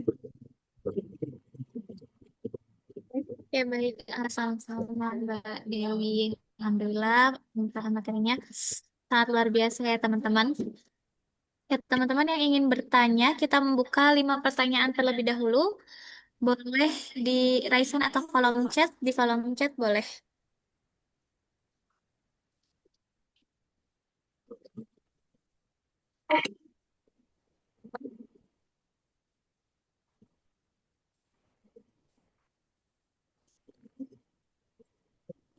Oke. Mbak Dewi bisa mau langsung dijawab atau kita tandam dulu pertanyaannya? Boleh kita tampung dulu ya untuk beberapa pertanyaan. Nanti sekaligus kita jawab. Oke. Boleh dari di kolom chat terlebih dahulu ya. Dari Kak Zainul, ini ada pertanyaan tentang visualisasi data dianggap cara terbaik untuk storytelling. Namun, bagaimana kita bisa secara kritis menilai dan mencegah manipulasi data yang disajikan melalui visualisasi, baik yang disengaja atau tidak disengaja? Oke, baik. Apa saya coba langsung jawab aja ya terkait tadi pemasukan data. Oke, baik. Ini pertanyaan maaf dari siapa tadi? Mbak Lina? Kak Zainul. Pak Zainul ya. Oke, Pak Zainul, terima kasih. Bagus pertanyaannya nih terkait manipulasi data. Karena biasanya dari manajemen itu kan senang ya dapat data yang bagus-bagus aja. Karena terkesannya pekerjaannya itu dari setiap karyawan maksimal gitu. Padahal untuk realitanya itu pekerjaan tidak sesuai. Nah, biasanya trik-triknya ya ada di perusahaan tim audit dari setiap data yang diperoleh. Pertama itu bisa dilihat trennya. Ketika ada lonjakan, itu kenapa pentingnya tadi tren atau grafik. Ketika ada kenaikan yang melonjak, misalkan contoh penjualan. Penjualan biasanya yang menjadi sorotan adalah penjualan. Karena setiap manajemen itu eh, berusaha untuk aman di perusahaan dengan memberikan penilaian penjualan yang baik. Nah, jarang ada yang memang terbuka dengan penjualan agak menurun, sehingga banyak manipulasi data. Yang pertama itu dianalisa dari trennya atau data grafiknya. Kita melihat seperti itu. Contohnya dari manajer ini presentasikan bagaimana penjualan sebelumnya itu mengalami tingkat kenaikan yang drastis. Biasanya minta di breakdown nih dari kami, karena itu kan bentuknya kurva atau grafik. Kita akan minta lihat Excel ke belakangnya untuk data mentahnya, biasanya begitu. Kalau dari ya ketika manajer yang melihat itu agar tetapi untuk menganalisa apa tersebut pertama bisa melihat trennya, kedua dari data Excel tersebut karena bisa dilihat realnya. Nah, ketika ada manipulasi data itu sendiri, biasanya kita melihat produk penjualannya. Nah, itu melibatkan tim finance dan sisi invoicing.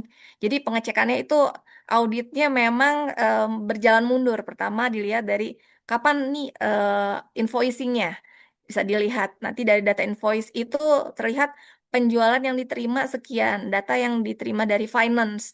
Nah, itu kenapa berbahaya ketika memanipulasi data, karena tadi data analis itu adalah menghimpun data dari beberapa departemen. Jadi ketika dia memanipulasi data dan tentunya ketika memanipulasi kan tidak mungkin menginformasikan ke departemen lainnya. Nah, cara untuk mengetahui bahwa data tersebut valid atau phishing atau palsu itu biasanya dikomparasi dengan pertama departemen lain dari finance, apakah ada invoicingnya, apakah ada uang masuk sekian. Nah, nanti ketika dicek uang masuk penagihan sekian, kenapa data penjualan melonjak tinggi 2 kali lipat? Nanti pasti ada gapnya dan dilihat, wah ternyata data tersebut tidak real atau manipulasi data. Nah, itu bisa dilihat seperti itu kalau dari perusahaan swasta. Kalau di perusahaan negeri biasanya mereka ada audit. Audit di perusahaan BPK, audit dari OJK, itu untuk perusahaan finance. Itu kenapa pentingnya data analis juga tidak bisa melibatkan perasaan ketika, aduh, nggak enak nih datanya kurang bagus atau oke kita harus membahagiakan atasan gitu. Karena validitasnya itu nanti yang diuji. Itu juga salah satu kenapa data analis memiliki nilai yang tinggi ya, karena independensialnya dia dari data analis dan kredibilitas itu dilihat dari pengolahan data gitu sesuai data aslinya. Nah, yang bisa saya jawab seperti itu. Pertama, nanti akan dikomparasi dari sisi financing departemen lain, kemudian dari sisi engineering atau dari sisi implementasi. Kenapa ada PO, ada penjualan, tetapi kok tidak ada penagihan? Nanti dilihat apakah memang itu PO real atau PO bodong ya biasanya untuk menyenangkan hati manajemen. Itu bisa dilihat dari komparasi dari beberapa departemen. Kalau dilihat dari mata telanjang, kita bisa lihat dari data kurva. Karena kurva grafik tadi bisa melonjak tinggi, itu bisa melihat ada eh, kejanggalan ya atau anomali. Ketika tidak bisa dibuktikan dengan bukti penjualan tadi, baik secara invoice, kemudian dari sisi implementasi, dokumentasi eh, delivery perangkatnya atau produknya itu. Jadi Seperti itu cara mengetahuinya. Kalau dari kita tidak sampai ke dalam, bisa dilihat kok teman-teman nanti pada saat kurva atau grafiknya melonjak tajam ya. Seperti itu. Kalau dari analisa kami ya biasanya selaku data analis. Begitu, Pak, siapa tadi namanya Mbak Lina? Kak Zainul, Bu. Pak Zainul, bagaimana Pak Zainul? Mungkin ada yang ditanggapi atau mungkin pekerjaannya juga di bidang itu ya Pak Zainul? Baik Kak, cukup. Jawabannya bagus. Terima kasih banyak. Pak Zainul saat ini bekerja atau masih kuliah? Gimana Kak? Pekerjaannya saat ini di perusahaan di bidang apa atau mungkin masih kuliah? Masih kuliah, sudah selesai sidang, masih belum bekerja. Oh, oke. Jurusannya apa tuh, Mas? Pendidikan agama Islam Kak. Oh, oke. Baik. Tertarik di dunia data analis ini, Mas? Enggak, sangat tertarik. Tertarik, oke. Jadi tadi saya tidak menutup kemungkinan ya tidak harus juga basicnya matematika atau saintik. Ketika didalami atau diberikan sertifikasi untuk sekarang kan banyak ya sertifikasi ada BNSP atau saintik yang lainnya. Itu pun bisa karena saya pun juga bukan dari fakultas atau jurusan saintik, saya dari pendidikan ekonomi. Nah, itu bisa juga di pemerintahan bisa diterima. Seperti itu, terima kasih untuk pertanyaannya. Kemudian, Mbak Lina ada pertanyaan lain? Oke, untuk penanya kedua ada Kak Desi Martivera. Boleh on mic? Oke, selamat pagi Kak. Sudah saya jelas? Jelas, Kak. Oh, Mohon maaf, Mbak Desi, nggak suara yang jelas, bisa Kak. on cam. Ya, saya sedang mengasuh anak. Oh, tidak, Eh, nggak apa-apa. Nggak apa-apa. ya, izin bertanya, Bu Dewi, eh, untuk di HR kan tadi katanya untuk screening calon karyawan kan bisa juga ya pakai data analis. Yang ingin saya tanyakan, apakah data KPI juga itu bisa pakai data analis atau dashboard interaktif? Yang kedua, untuk data analis kan tadi ada kayak bahasa Python gitu ya, pemrograman gitu. Kalau misalkan tidak punya, hanya basicnya punya Excel saja, apakah untuk melamar bisa tidak gitu? Misalkan saya punya keahliannya cuma di Microsoft Excel atau misalnya Microsoft yang lainnya, tapi tidak untuk misalnya SQL atau dan sebagainya. Itu saja. Terima kasih. Baik.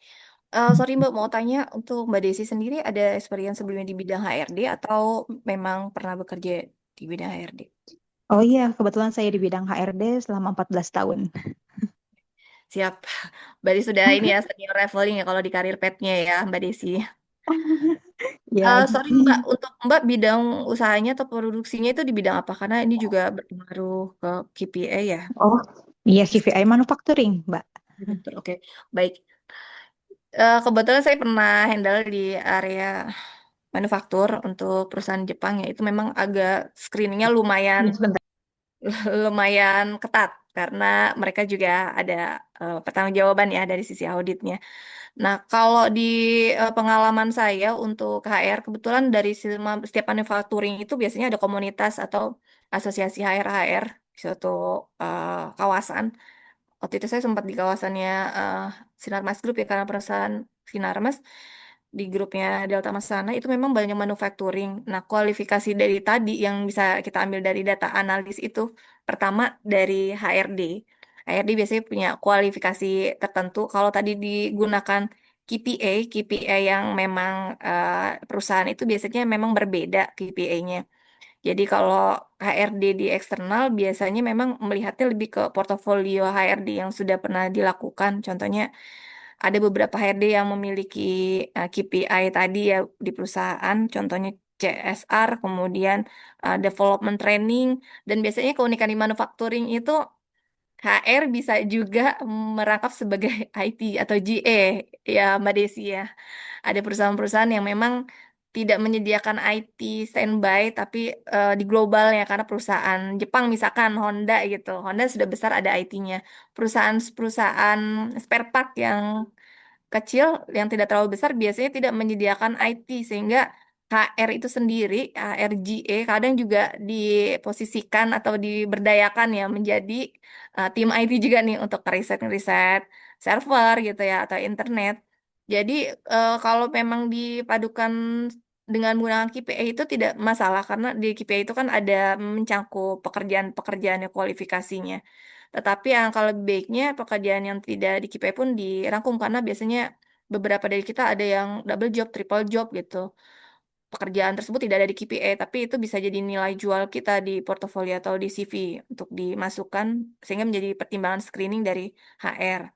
Nah, kebetulan saya pernah juga berupa beberapa pekerjaan yang memang tidak inline. Saya dulu sempat berpikir pekerjaan saya tidak inline nih sebagai sales, sebagai data analis, kemudian sebagai uh, konsultan audit ISO, audit sertifikasi, training gitu, kemudian data analis di Kominfo berbeda-beda gitu. Awalnya saya berpikir apakah bisa gitu untuk melamar pekerjaan ketika kita memiliki track record atau experience portofolio yang berbeda-beda. Ternyata itu bisa sekali, terutama untuk perusahaan yang besar, perusahaan global itu open sekali terkait basicnya. Jadi tidak mengharuskan harus basic yang data analis IT di balik layar gitu. Tidak perlu, justru malah mereferensikan untuk beberapa kemampuan, tidak hanya kemampuan untuk menganalisa, karena tadi data analis pun ke depannya itu kan harus berkoordinasi dengan tim lain ya. Jadi kemampuan komunikasi penting, sehingga ketika kita di tracking oleh HR dari analisa, oke memiliki experience sebagai sales, berarti memang sudah terbiasa berkomunikasi. Nah, ketika nanti data analis itu berkembang menjadi data saintik, data engineer yang harus berhubungan dengan departemen lain, tidak ada kesulitan. Jadi memang Mbak Desi, KPI bisa menjadi tolak ukur juga dari sisi HR untuk screening, tetapi memang experience lainnya di luar KPI yang memang pekerjaan eksidensial ya, yang bukan core kita, tetapi kita backup, itu juga lebih baik memang dimasukkan untuk pertimbangan skillnya. Jadi kalau misalkan di data analis itu tidak memiliki skill yang mendalam, Python, kemudian tadi Power BI itu tidak masalah. Triknya cari perusahaan yang memang memiliki aplikasi yang sudah dikembangkan luas, dan di perusahaan tersebut juga memiliki IT yang memang sudah ada partnya untuk development seperti coding, kemudian seperti matematik ya untuk product developmentnya. Begitu kalau saya lihat ya, ketika kita memiliki kemampuan yang masih umum, belum terlalu mendalam, itu biasa perusahaannya kita lihat. Contohnya waktu itu saya ke Kominfo, saya juga analisa, oh ini perusahaannya masih banyak yang menggunakan Excel nih, kemungkinan kita masih bisa diterima gitu. Tapi kalau perusahaan yang memang basically-nya harus menggunakan Python, itu sudah pattern-nya, itu kemungkinan agak kecil diterimanya. Seperti itu, Mbak. Dan kalaupun perusahaan-perusahaan yang memang berkembang, itu mereka juga memiliki kemampuan budget yang terbatas juga ya. Sedangkan kalau seseorang dengan sosok yang sudah cenderung pro atau sudah expert, sudah leader, itu biasanya juga cost-nya tinggi. Nah, perusahaan-perusahaan sekarang ini kan juga memperhatikan cost-nya, sehingga juga bisa memperlihatkan, oke, untuk kemampuan dari karyawannya tidak bisa dong 80% atau 100% menguasai dengan cost yang sekian. Jadi kalau belum menguasai Python, saran saya cari perusahaan yang memang ada perusahaan yang memang aplikasinya itu tidak perlu harus berkembang sampai ke codingnya ya. Contohnya perusahaan tadi, perusahaan berkembang-berkembang yang masih membutuhkan junior itu biasanya tidak sampai ke mendalam, tetapi mengimplementasikan aplikasi yang sudah ada. Contohnya seperti tadi SAP, sudah ada Oracle. Karena itu tidak open source dari mereka, sudah ada license-nya, jadi kita tidak perlu ngoprak-ngoprak untuk coding, untuk customize. Itu biasanya sudah include dengan managed service dari sisi yang memiliki program atau distributor SAP atau Oracle yang ditunjuk di Indonesia. Jadi kita nggak perlu pusing-pusing dan nggak perlu juga harus sampai memahami Python. Tetapi kalau perusahaan itu memang di bidangnya seperti payment gateway itu untuk transaksi-transaksi bisnis ya. Contohnya kayak di Telkom, dia dia ada perusahaan yang khusus memang menangani transaksi, itu memang dibutuhkan Python. Jadi kita juga jangan bunuh diri, kita cari-cari juga nih perusahaan yang memang bisa melihat peluang dengan kapasitas kita juga. Seperti itu Mbak Desi. Apakah menjawab Mbak Desi? Baik, terima kasih Mbak Dewi. Jawabannya sangat membantu.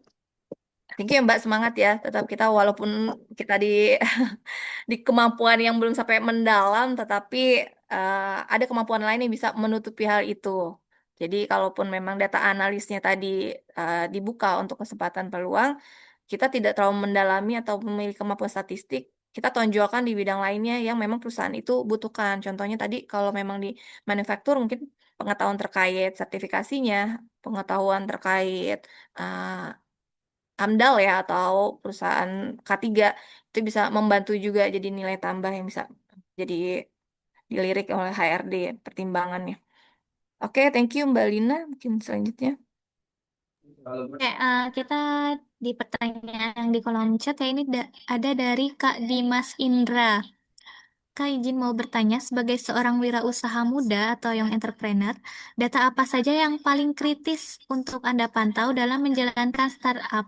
Bagaimana data dapat membantu Anda memahami pelanggan, mengoptimalkan operasional, dan bertahan di tengah persaingan? Oke. Baik, terima kasih pertanyaan juga bagus. Dari Mbak siapa tadi? Mbak? Dari Kak Dimas Indra. Dari- Kak Dimas ini mungkin ada ke arah ini ya, keinginan untuk berwirausaha ya, atau mendirikan usaha. Halo Kak Dimas, hadir? Oke, baik. Sepengalaman saya kebetulan saya pernah diberikan tanggung jawab juga untuk mendevelop suatu perusahaan. Dan yang pertama harus kita ketahui dalam melihat produk yang nantinya kita akan deliver ya, baik itu jasa maupun produk. Pertama adalah segmentasi pangsa pasarnya. Jangan sampai kita memproduksi suatu produk sudah mahal, tidak ada yang beli, dan sekalipun ada juga cuma hanya musim tertentu saja. Jadi, sedangkan kalau kita mau usaha, itu kan pasti ada beban-beban yang harus ditanggung reguler. Yang pertama harus dilihat adalah produknya apa, jasa atau barang. Ketika jasa, kita harus lihat relasi terlebih dahulu. Pertama, relasi kita itu apa? Misalkan, oke mau training nih, atau mau buka jasanya apa? Jasa percetakan contohnya. Percetakan. Kita lihat juga segmentasinya. Nanti kalau kita buka usaha percetakan, itu pertama partner siapa ya? Partner artinya dari sisi vendor atau rekanan yang bisa memang diajak kerjasama dari segi kepercayaan maupun dari sisi harganya, harga tersebut. Yang kedua yang paling penting kalau menurut saya pasarnya. Pasarnya itu seperti apa? Itu yang menentukan nilai jualnya ketika kita bisa melihat pasar yang nanti kita akan masuki dari produk tersebut, layanan tersebut. Misalkan jual baju ya, bajunya itu baju untuk anak kelas berapa atau mungkin untuk segmentasinya seperti apa, bahannya bisa dibedakan. Yang paling penting pertama menurut saya market atau pasarnya. Bagaimana caranya? Nah, ini bisa digunakan data analis juga. Itu kegunaan data analis melihat seperti tadi, misalkan dari teman-teman mau membuka usaha, teman-teman bisa lihat perspektifnya. Kita bisa mencontoh Indomaret, Alfamart itu tuh perusahaan besar. Kenapa mereka selalu berdampingan? Nah, itu mungkin juga teman-teman semua selalu melihat kenapa di mana ada Alfamart di situ ada Indomart. Kenapa bersampingan dan berdepanan tapi kompetitor tidak takut untuk disaingi. Nah, ini yang cenderung saya pelajari, mereka itu menentukan untuk membuka usaha. Ini untuk yang produk ya yang membutuhkan lokasi tempat dibuka. Itu ada perhitungan bisnisnya. Contohnya tadi jarak dari keramaian, kemudian titik kumpulnya. Kalau kalian tahu Google Google itu ada kita berbayar juga, itu bisa menganalisa persebarannya potensi. Contohnya di wilayah teman-teman nih kebanyakan perempuan atau laki-laki sih usia berapa? Usia kerjakah atau usia kerja atau usia kuliah? Ketika banyak yang usia kerja, kalian bisa menetapkan harganya harga yang lumayan nih middle karena mereka memiliki salary tetap. Tapi ketika kalian menetapkan kalian pakai Google Ads ya, di situ bisa dilihat oh ternyata jangkauannya melihat mahasiswa nih. Jadi tidak mungkin kan untuk menjual produk dengan harga yang mahal.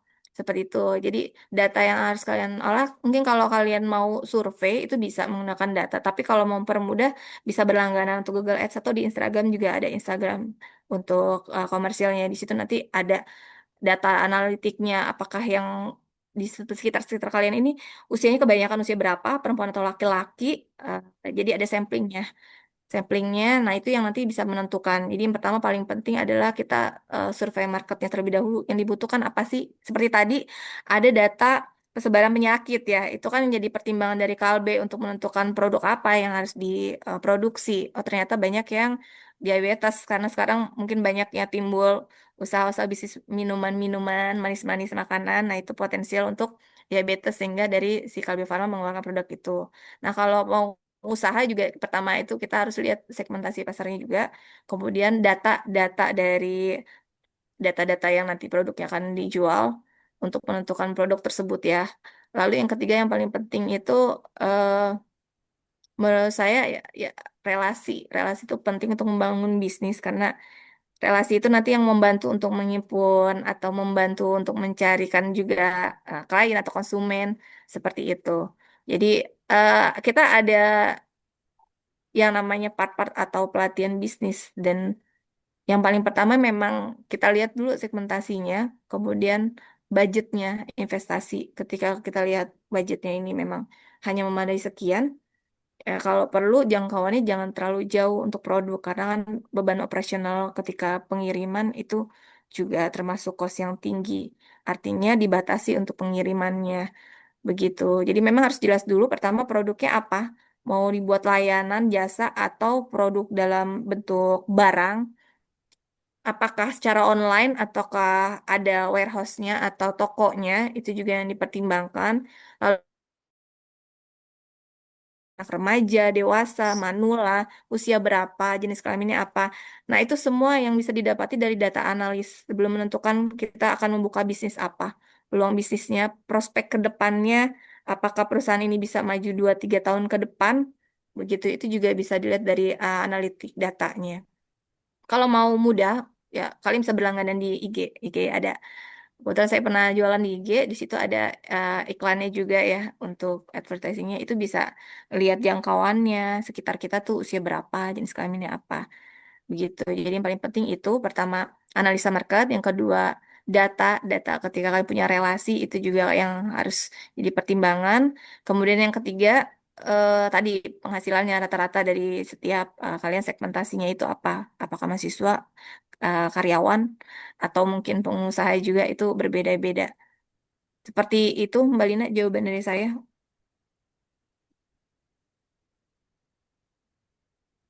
Ada Ya, pertanyaan? sudah cukup, Kak Dimas. Bisa jadi pemateri soal. Kak Dimas sudah cukup atau? Semoga sukses ya untuk usahanya. Ya, menurut saya yang pertama mencoba terlebih dahulu dari hal yang kecil karena ketika tidak dicoba, tidak dijalankan itu hanya sebagai cita-cita saja yang nggak akan terrealisasi. Begitu. Jadi semangat dulu aja, dibuat bisnis plan namanya. Kalau mau buat bisnis plan itu ada yang namanya perhitungan apa saja yang menjadi cost pengeluaran, kemudian segmentasinya apa, market bisnisnya seperti apa, produknya seperti apa, kemasannya, kemudian cara mengiklankannya seperti apa, apakah online ataukah offline. Itu ada sekolah bisnisnya. Jadi nanti kalau mau ikut sekolah bisnis untuk pendalaman itu juga bisa dibantu nanti ya Mbak Lina ya. Kita open untuk itu. Thank you. Kemudian untuk selanjutnya Mbak Lina. Oke, ini boleh Kak Niki Syam on mic. Kak Niki Syam. Oke, silakan. Terima kasih kepada moderator atas kesempatannya ya. Assalamualaikum warahmatullahi wabarakatuh. Waalaikumsalam. Kenalkan, nama saya Niki Syam Rijal. Saya seorang fresh graduate di bidang ekonomi syariah yang sekarang juga masih sibuk nyari kesempatan nih di dunia pekerjaan. Makanya saya coba pelajari bidang data analis inilah. Dan ya saya pelajarinya juga dari otodidak. Dan makasih juga kepada Kak Dewi ya atas materi yang udah disampaikannya, ini informatif banget. Kalau saya bandingkan dengan webinar-webinar gratis lainnya itu rata-rata mereka isinya jualan kelas gitu. Dan kelas-kelas untuk data analis ini bisa dibilang menurut saya cukup mahal ya, bisa sampai belasan juta gitu. Dan ya, jadi saya kan juga baru coba bikin-bikin ini ya apa dashboard gitu ya, pakai Power BI. Ada tentang customer behavior, lalu ada plan sales dashboard lah. Nah, dari proyek yang saya lakukan itu saya menemukan tiga matriks utama yaitu tentang efisiensi cost, lalu ada peningkatan revenue, lalu ada juga tentang gimana caranya untuk mempercepat pengambilan keputusan. Nah, gimana caranya kita bikin visualisasi dashboard itu berdampak signifikan terhadap tiga matriks tadi. Lalu jika seandainya data yang kita miliki itu belum lengkap atau ada missing value, ada trik atau pendekatan tertentu nggak nih dari Kak Dewi sebagai data analis senior, gimana caranya kita bikin analisa itu tetap em, efektif gitu, tetap akurat terhadap analisa kita. Oke, itu dulu pertanyaan saya. Wassalamualaikum warahmatullahi wabarakatuh. Terima kasih. Waalaikumsalam warahmatullahi wabarakatuh. Terima kasih nih Mas Niki. Mas Niki ini backgroundnya bukan ini ya di data analis ya, tadi di ekonomi syariah ya. Iya, saya dari ekonomi syariah, tapi lagi coba-coba belajar data analis ini. Oke, siap. Langkah yang sudah bagus sekali ya karena sudah sampai menggunakan Power BI atau Tableau. Biasanya saya juga pakai Power BI sama Tableau nih untuk efisiensi. Jadi kalau tadi data yang diambil itu source-nya dari mana ya Mas ya? Efisiensi cost, peningkatan revenue, pengambilan keputusan. Kita kan harus analisa dulu source-nya data itu valid atau tidak untuk menentukan apakah data itu nanti outputnya valid. Sumbernya ini juga kita harus tentukan dulu. Nah, dari Mas Niki ini, ambil data untuk efisiensi tadi, yang outputnya efisiensi cost, peningkatan revenue, kemudian pengambilan keputusan ke depannya, itu datanya dari mana? Jadi saya ambil datanya itu kan dari Kaggle ya. Itu banyak dataset di sana untuk project data analis. Saya ambil data dari Kaggle. Lalu kan itu bentuk datanya CSV ya. Saya coba import dulu ke Excel dalam CSV get data itu. Lalu saya coba cleaning dulu di situ data-datanya. Dan kalau di cleaning itu kan banyak data-data yang akhirnya ketahuan kalau ada yang hilang gitu. Ada missing value gitu. Betul. Banyak bug ya kalau di IT ya, bilangnya bugnya. Nah, langkah pertamanya tadi sudah bagus untuk datanya, tapi itu kan memang datanya bukan data organik, artinya mengabsorb dari data yang sudah ada ya, kemudian dikembangkan, bukan memang data yang manual atau data yang memang disebarkan secara berkala atau aktual gitu. Bisa jadi data tersebut costnya ketika dimasukkan di tahun lalu ternyata nih kita terapkan di tahun ini kan tidak relevan ya dengan kondisi penjualan itu kadang yang membuat miss. Nah untuk missing value tadi yang harus diidentifikasi tahun-tahunnya sih tahun sumber dari datanya tersebut yang pertama kita harus lihat karena biasanya komparasi itu kan 1 sampai 2 tahun ya. Sorry sebentar ya saya mute dulu lagi azan sebentar.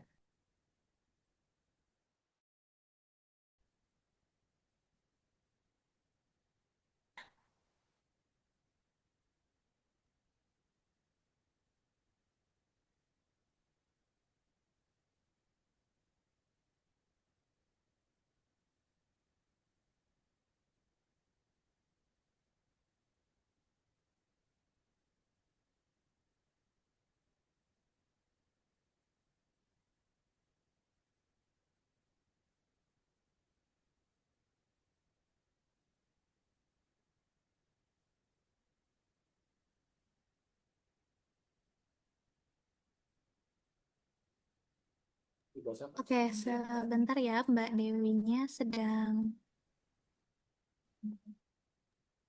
menunggu azan.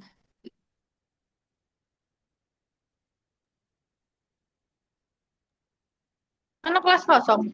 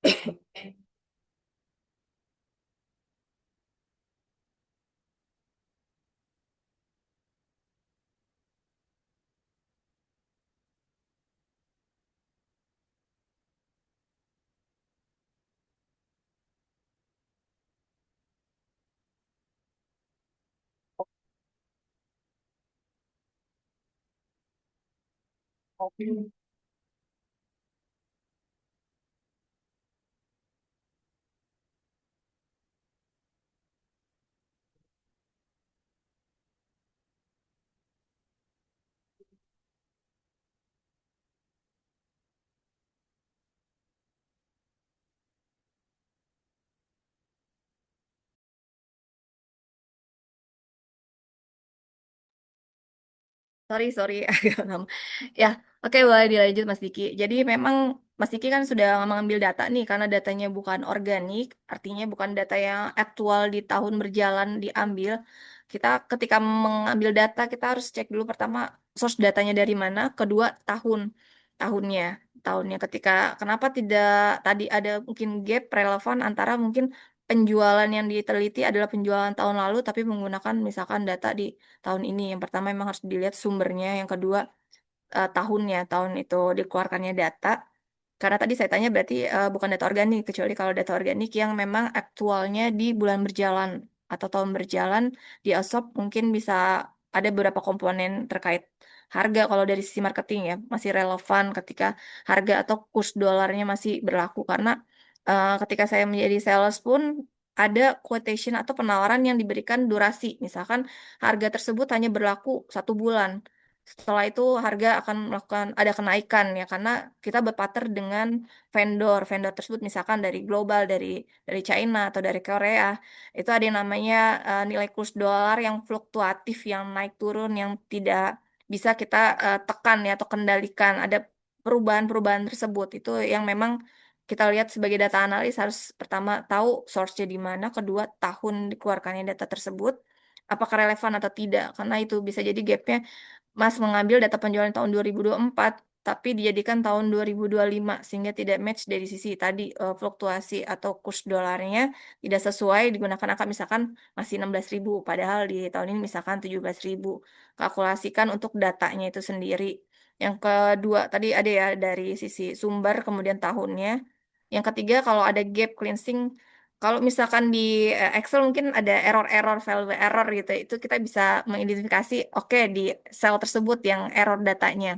Atau format penulisan formulasinya kan, ada yang titik koma, ada yang titik, ada yang memang harusnya fungsinya itu ada tanda petik, itu yang tidak diperhatikan dari sisi formulasinya.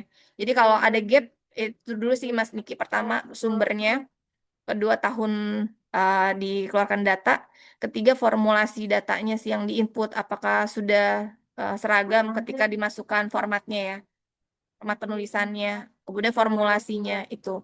Nah, ketika ada gap justru itu yang menjadi tantangan data analis karena datanya tidak hanya diolah tapi dianalisa ya. Kenapa ada gapnya? Misalkan tadi ternyata penjualannya itu tidak signifikan, apakah itu datanya data fake gitu, fake data atau datanya real hanya tidak terupdate. Misalkan dari setiap departemen itu ada divisi yang tidak mengupdate data penjualan atau dari finance tidak mengupload data tadi invoice tertagih tapi tidak tertulis tagihannya. Sehingga ada gap seperti itu. Jadi gapnya ini apakah dari sisi nilainya, angkanya, ataukah tadi misalkan ada dari sisi komponen-komponen yang belum dimasukkan dari Tableau. Karena di Tableau itu kan kita tinggal tarik ya yang mau dianalisa apanya nih. Misalkan tadi jenis kelamin dari eh, penjual pembeli, sorry, atau memang ada kendala lainnya setahun penjualannya gitu. Jadi kalau dari Mas sendiri outputnya yang ingin diambil setelah data itu apa? Karena itu yang penting juga sih untuk dianalisa. Setiap perusahaan pasti ada poin tertentu yang ingin dititik beratkan untuk dibahas. Mulai dari baca revenue-nya, revenue uplift gitu. Nah, itu dia. Si Betul. Apalagi revenue ya, itu krusial sekali. Revenue itu kan ada perhitungannya di mana cost keseluruhan ditambahkan, kemudian pendapatan juga dikeluarkan, ada pajak, ada laba. Nah, apa ada miss ini? Karena data analis itu kan harus mengimpun dari beberapa sumber tadi, dari finance, kemudian dari engineering terkait penjualannya, kemudian dari sales juga marketing. Nah, itu karena Mas Niki melakukannya sendiri dan datanya juga mengabsorb ya. Kalau yang didapat setelah diambil itu outputnya tadi apa, Mas? Missing value-nya di mana? Sebenarnya saya juga udah di cleaning sih kalau untuk itu pakai Python. Cuman saya juga pengen nanya nih kalau seandainya coba saya ganti ini ya, switch kamera. Bagaimana, Mas? Ini kayak jadi dari, nah saya kan nih coba apa di share screen aja ya. Saya coba share screen boleh izin? Tampilannya maksudnya yang mau di share screen adalah dashboard ya? Iya, dashboard. Oke, oke mungkin gini, nanti kita akan buat WhatsApp grup ya untuk lebih mendalam nih karena ada beberapa pertanyaan lainnya. Nanti kita diskusi di situ boleh Mas Niki ya. Mbak Lina nanti kita ada grup WhatsApp ya, jadi kita bisa diskusi atau sharing-sharing ketika mungkin saya ada informasi lowongan pekerjaan gitu ya dari rekan-rekan saya, itu kita bisa sharing-sharing di situ. Mungkin seperti itu ya Mas Niki, mengingat juga waktu dan ada beberapa pertanyaan lainnya. Nanti kita coba diskusi setelah selesai biasanya ada forum untuk WhatsApp grup ya Mbak Lina ya. Dan nanti bantu di situ untuk diskusi lebih detailnya. Oke, karena waktunya sudah mungkin cukup ya teman-teman. Kita akan tutup. Untuk selanjutnya saya akan membacakan terkait persyaratan teman-teman yang akan mendapatkan free sertifikat. Nah, untuk mendapatkan free sertifikat, teman-teman boleh melakukan review materi terkait data analis di Instagram dan tag LSP di Tekindo, atau boleh juga tag pematerinya. Oke, seperti itu ya teman-teman untuk bisa mendapatkan free sertifikat. Ya, untuk sebelum acara webinar ini ditutup, saya akan sedikit menyampaikan informasi terkait webinar series yang diadakan LSP di Tekindo. Untuk teman-teman sebelumnya sudah tahu belum LSP di Tekindo itu atau apa? Atau dari lembaga apa? Udah azan.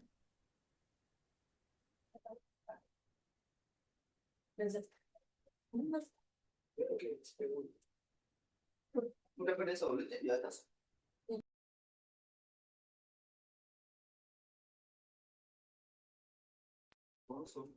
Ya, betul ya. Ini ada lembaga sertifikasi profesi, ada BNSP. Nah, kalau LSP di Tekindo adalah perusahaan yang bergerak di bidang sertifikasi. LSP di Tekindo ini memiliki 14 skema, teman-teman. Kalau teman-teman mau tahu lebih jelas, teman-teman boleh mampir ke IG-nya di Tekindo ya, atau ke websitenya di Tekindo. Nah, kami telah di bawah Badan Nasional Sertifikasi Profesi atau BNSP yang memiliki program yang sama, yaitu menuju Indonesia Emas 2045 dengan sumber daya manusia yang lebih unggul dan kompeten. Nah, webinar series kali ini tuh bentuk gebrakan baru yang dilakukan oleh LSPD Tekindo, yang dimana webinar series ini akan rutin ya, akan rutin kami adakan dalam setiap 3 bulan. Tentunya dengan pemateri-pemateri yang sangat luar biasa. Nah, itu sedikit perkenalan dari kami. Sebelumnya teman-teman boleh on cam kita foto bersama terlebih dahulu.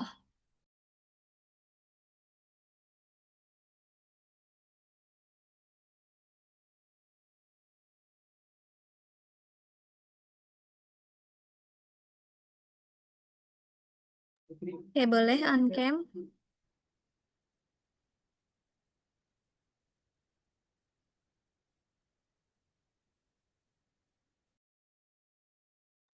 Kita mulai ya.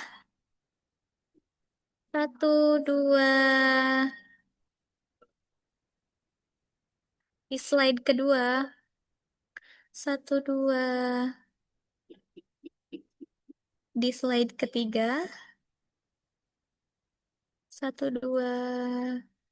Di slide keempat. Satu, dua, tiga. Di slide kelima. Satu, dua, tiga. Oke, teman-teman. Jangan lupa untuk mengisi link presensinya ya. Dan namanya nama lengkap buat sertifikat webinar teman-teman. Untuk link presensinya sudah kami share di grup ya. Teman-teman sudah masuk semua di grup. Nanti kalau ada yang belum, kami share link grupnya di kolom chat ya. Oke, mungkin cukup sekian webinar pada pagi hari ini. Atas segala kurang dan lebihnya, kami ucapkan terima kasih. Wassalamualaikum warahmatullahi wabarakatuh. Wabarakatuh. Terima kasih untuk Waalaikumsalam kehadirannya. Nanti kita bisa berlanjut wabarakatuh. di WhatsApp grup ya, teman-teman semuanya ya. Thank you untuk yang belum bisa dijawab pertanyaannya. Sorry, nanti diahin oleh kakak-kakak. Oke, terima kasih semuanya. Assalamualaikum warahmatullahi wabarakatuh. Cuma Dubai? Udah jam Waalaikumsalam 12. warahmatullahi wabarakatuh. Terima kasih diterima. Terima Terima kasih Kak kasih. Dewi. Sama-sama, Pak. Terima kasih, Pak. Si panitia.